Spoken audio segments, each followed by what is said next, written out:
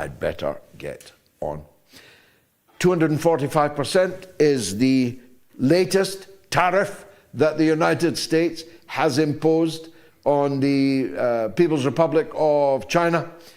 In retaliation, China has shown great ingenuity and the value of TikTok. No wonder they tried to get TikTok out of Chinese hands. I'm watching all day now have you seen the J.D. Vance? Turns out J.D. Vance wears eye makeup. I must say I never noticed that before, and I have no real animus against it. As a matter of fact, I quite like and admire him. But when he called the Chinese people peasants in a derogatory way, he certainly could not have been expecting the fusillade of retaliation that he is still suffering. By the way, there's nothing wrong with being a peasant, but J.D. Vance, himself a hillbilly, nothing wrong with being a hillbilly either. But J.D. Vance ought to have known that to use the word peasants in that drip of condescension that he did was effectively saying that the Chinese people were somehow backward, somehow lesser beings. Well, TikTok has leapt into life. J.D. Vance is transformed into a rather fetching lady, albeit with a beard. Well, notwithstanding today's court ruling, there's nothing intrinsically wrong with that, but it is worth seeing.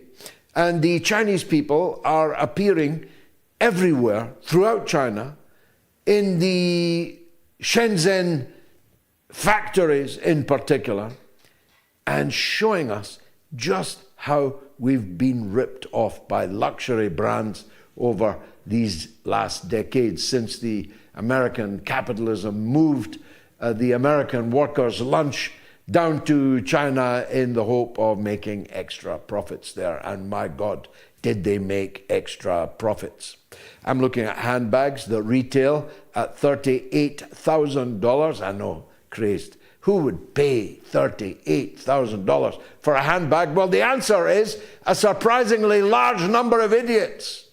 And they had no idea just quite how idiotic they had been, because China is now revealing the actual cost of these garments and these accessories that leave the Chinese factory, worth several $100s before arriving on your high street or arriving on your dressing room table at many hundreds of times that value. China is revealing that all that is valued, all that is wanted, desired, maybe even now and again needed by people in the West comes from China. There are still some fools who think that China sends only plastic toys. As a household that never buys plastic toys, wherever they're made, we wouldn't know how many plastic toys they actually make. But from iPhones to computers to iPads to the refining of rare earth materials to the high fashion and medium fashion and even low fashion that passes muster in the West today as a must-have, it all comes from China. So China has all the cards. There are other fools who think that the United States is China's biggest customer. It is not even remotely China's biggest customer. It accounts for 3% of China's total GDP if America bought nothing at all from China. And of course they have to, which is why they've rolled back some of the tariffs, because they simply have to buy many Chinese products. But all of Latin America has China as its largest trading partner. Much of Europe does too. The ASEAN countries do. The African countries do. The world truly is China's economic oyster. And ours, it isn't. The Americans, it isn't. And it sure as hell ain't the British. So where's this all going to end?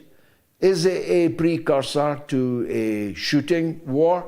Is it paving the way to a trade war that leads to an actual war? Or is it just the art of the deal? Though, as Donald Trump himself wrote in The Art of the Deal, the very worst way to make a deal is to show that you are desperate to make it. But that's exactly what the United States currently looks like. 3 times now they have begged China to call them, but China will never call them. That's just not the Chinese way. So Donald Trump's beginning to make an awful lot of mistakes. In fact, it's hard to imagine a president who has made so many mistakes in such a short period of time as the second